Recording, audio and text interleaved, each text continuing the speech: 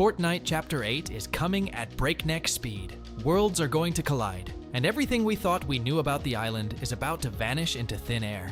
And trust me, we're heading somewhere the rules of Fortnite just don't exist anymore. What's the single most powerful thing that suddenly pulls a huge wave of players into Fortnite? A new chapter. That's what brings tons of people back to see what's fresh. Sure, players check out new seasons, but it's mostly the folks already playing. The players who dropped off or can't be bothered anymore don't come back for seasons, they come back for chapters. And let's be honest, doesn't the current season feel like a whole new chapter?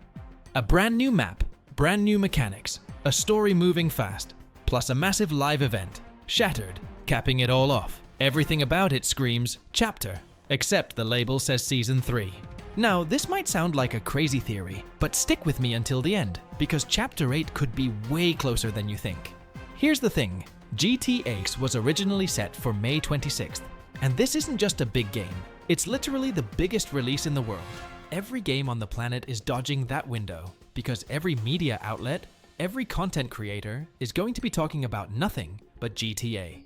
So Fortnite prepped for it in advance. To counter GTA and keep players from drifting away, they plan to drop a chapter-sized season right around that launch.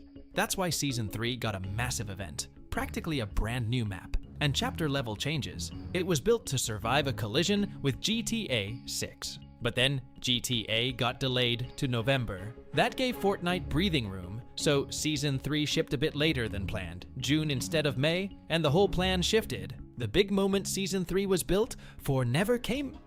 But Fortnite stuck to the plan anyway. And that delay created a huge problem. As things stand right now, Chapter 8 launches November 28th, exactly 1 week after GTA 6. That cannot happen. When GTA drops, everybody, and I mean everybody, will be streaming it and pumping out content non-stop. A week later, the hype will still be raging, with people hunting secrets on the map and cooking up theories. Chapter 8 is supposed to be Fortnite's biggest moment, the one where everyone races to be first on the new content. Dropping it right after GTA would be the worst move imaginable. It would get completely buried. The smart play is releasing Chapter 8 before GTA, so it gets its own moment before the storm hits. And here's where it gets weird. People found in the game files that the Chapter 7 map's update period doesn't run until November, when Chapter 8 is supposedly launching. It ends in early August, meaning by early August, the Chapter 7 map is basically scheduled to be gone. And you know what's around early August? Season 4, the Battle Pass says it starts August 19th. Now, I know leakers have said the next season has 3 updates planned, which suggests it's not a mini-season. Mini-seasons don't get that many updates. But something still doesn't sit right. If Chapter 8 really arrives in November, the map files should run until November. They don't. Second thing, and this is even weirder, you can feel something major coming. The story right now can be summed up in 2 seconds. The 0 point is completely destabilized, threatening to blow, and we're building a device to stabilize it. Why does that matter? Because every single chapter transition has been tied to the 0 point. To get to Chapter 4, the Herald destroys the Chapter 3 map, we do the fusion, and the 0 point creates the new island. Then Kato Thorn's time machine, connected to the 0 point, takes us to Chapter 5. Chapter 5 to 6, we retrieve a piece of the 0 point on an island. Chapter 6 to 7, we grab that fragment again during the 0-hour event. And now, for the first time in ages, the 0 point is sitting right there on the map, unstable. You really think we're going to stabilize it and everything works out fine? And it might have already leaked to retailers. Did you see the description GameStop put on YouTube when we moved into Season 3? They posted the Shattered event teaser, and in the description they wrote that it gives a glimpse of what's coming as Chapter 7 approaches its dramatic conclusion, before Fortnite's next chapter begins. They straight up said it. The Shattered event previews what's next, and what's next is Chapter 8. That's wild because according to the official schedule, Chapter 7 still has half a year left. I know plenty of people will say, no way we're going into Season 4 with multiple updates. But I'm telling you, Chapter 8 is coming sooner than expected, at a moment when nobody sees it coming. Just like when I said we were getting a whole new map, everyone called it impossible, and then boom, brand new map in Season 3. So there are 2 scenarios. Either Season 4 is a lightning round, 1 month max, and then we jump straight to Chapter 8, or Chapter 8 hits in a month and change. Look at the full picture. GameStop saying Chapter 7 is reaching its conclusion. Every faction in the story converging in one place with chaos brewing. The 0 point on the verge of exploding. The game file's ending the Chapter 7 map in August instead of November, and GTA 6 parked exactly where Chapter 8 is supposed to land. None of this is normal, and for me, there's a real chance Chapter 8 arrives way earlier than anyone expects. Honestly, I had to talk to you about this because I can feel it, and maybe you feel it too. Something very strange is happening with Fortnite. We've already lived through things that have never happened before, basically a new chapter, dropping in the middle of a chapter. So brace yourselves for impact, because this story is about to conclude. It flips the entire narrative upside down. If you want to know how Geno is actually tied to the last reality, where the Foundation disappeared to, whether Jones is going to survive his coma, and what mega twist is waiting for us at the very end of the chapter, you have to stay locked in. Throughout Fortnite's history, we've faced hundreds of villains, but there's one that stands out the most, Geno. Let's start with his personality and his goals, because that's key to understanding what's going on in the game right now. See, Geno is a scientist who's obsessed with perfection. That's literally why his body stays young even as the years go by. But it goes way deeper than that, because his whole mission to control the entire universe comes from wanting every reality to be flawless, just like him. Over the years, this obsession leads him to discover 0 point, this insane source of energy that he manages to control through his organization, the Imagined Order, whose whole job is turning the island where 0 point sits into a battle loop. Every so often, hundreds of people drop into it, and only one can survive, the strongest, the one closest to perfection, the one who's earned a spot in the perfect world Geno dreams of building. But this whole setup creates a lot of problems, because the people fighting on that island have 0 freedom, and on top of that, they lose all their memories the second they enter. So eventually, a group bands together to fight back against the Imagined Order, and they're the 7, Geno's biggest threat. For a while, the big bad manages to keep them away from his plans, until one day, Jones, who at the time was working for the Imagined Order, decides to betray his crew and call in the Foundation, the leader of the 7. I know you have no reason to trust me, but... Oh no. Hang on! Let's talk! Let's talk!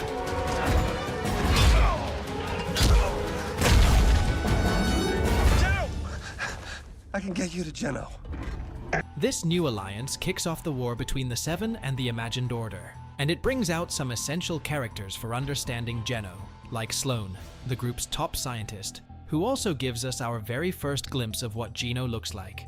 On the flip side, we also meet the Order and the Imagined, who are Geno's daughters, and who his organization is literally named after. They were genetically engineered to be perfect from birth, but that didn't pan out the way he wanted. And over time, the two sisters end up joining the 7 to stop their own dad. We see this play out in the Marvel comics, which wrap up on a page that reveals Geno has already regenerated. And here's a big detail. Dr. Doom works for Geno in those comics.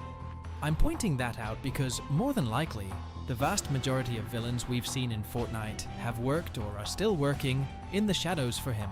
After the Season 3 final live event with this new island created, Geno is forced to run his plan B, use this new world to create the Oathbound, led by a loop copy of himself and Stellan, 2 essential characters who've carried us all the way here. Same perfectionist vision, but seen through the lens of a man with honor, represented by a medieval character who only uses battle to protect the world he wants to defend. This alternate origin also explains how Geno's personality evolved, because the man who now does literally anything for control and the pursuit of perfection started out only wanting to make the world a better place. But over time, he came to believe that'd be impossible unless he's the one shaping it. As for Stellan, we've got a guy working for the Oathbound who got orders from the Ageless to build a rift portal. He builds it because a shapeless man is whispering to him in his dreams, telling him he has to do it or there'll be terrible consequences. So he even asks us players to help him put the portal together. But somebody mysteriously sabotaged it, creating a red rift up in the sky. And this is where my theory kicks in, because that's the exact rift the shapeless man always wanted to create, who, surprise surprise, is Geno. Here's the thing, We already saw that same rift back in the last reality event, except that time it was the Cube Queen who generated it. This is where we've got to rewind to the moment Geno disappears, because after regenerating again, he most likely joined the last reality. Or maybe he's even running it now that the Queen has fallen. And there's the whole thing about those red rifts being the same ones we see years later in Fortnite OG, the ones that spawn the corrupted cube and bring the visitor's ship to the Chapter 7 island. It also makes it crystal clear that the Dark Voyager and all his golden cubes are just Geno's lackeys. To me, everything is under his control, and the story they tell us in Chapter 4 makes a whole lot more sense once you factor that in. Going in order, first we head to the main reality, starting with Chapter 5. Since 0 Point didn't actually disappear, it exploded during the Big Bang, and now its fragments are scattered across the different realities. That's when Geno tells his copy to explore the realities and track down the fragments, which is where his new version comes from.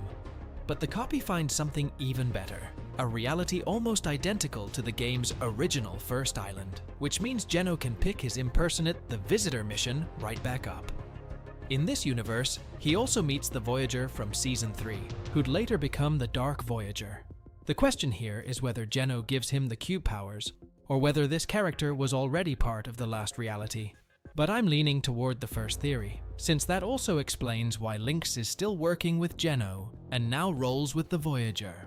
While Geno is off running his adventure on the OG island, basically rerunning the events of Chapter 1, the first fragment shows up in Reality 783 and falls into the hands of the Dark Presence.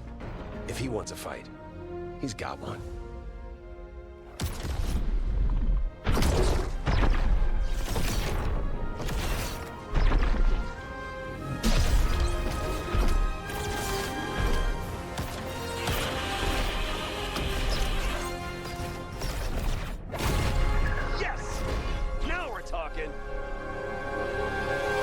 Time to take back our island. After the big battle against that monster, it ends up on the Chapter 7 island. In no time, the Voyager takes control of the first 0 Point shard, while the Seven try to get the band back together to stop him.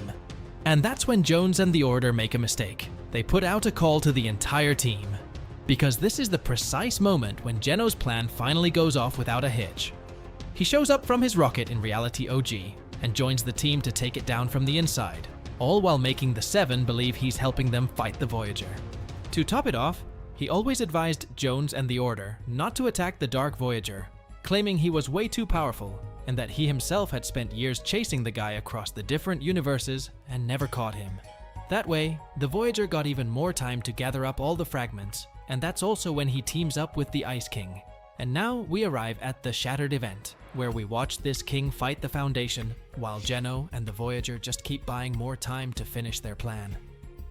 This is when Jones realizes the Visitor was Geno all along, and that the story was about to change. They've reformed the 0 Point. Yes. The mission has failed. Our enemies were one step ahead of us the whole time. How is this possible? Incoming!